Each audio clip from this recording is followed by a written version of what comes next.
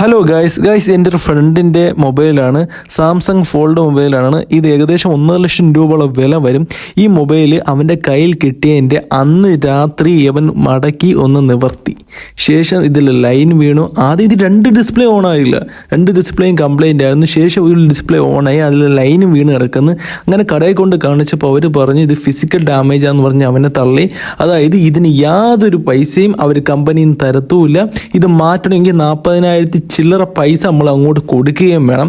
ഇതാണ് ഈ ഫോണിൻ്റെ ഇപ്പോഴത്തെ അവസ്ഥ. ഇത് 1 വർഷമായിട്ട് ഇത് യൂസ് ചെയ്യാണ്. പുതിയ സാംസങ്ങിൻ്റെ ഫോൾഡ് സെറ്റുകൾ എടുക്കാൻ ആഗ്രഹിക്കുന്നവർ ഒന്ന് ശ്രദ്ധിക്കുക. പോയതാണ് ഗൈസ്, ഒരു രക്ഷയും കാണത്തില്ല. ഒരു ഫിസിക്കൽ ഡാമേജ് എന്ന് പറഞ്ഞ് ഡിസ്പ്ലേ തള്ളിക്കളയും. അതാണ് അവസ്ഥ. പാവത്തിൻ്റെ അവനാകെ ഉപയോഗിക്കാൻ പറ്റിയ ഒരു ദിവസമാണ് നല്ലതായിട്ട്.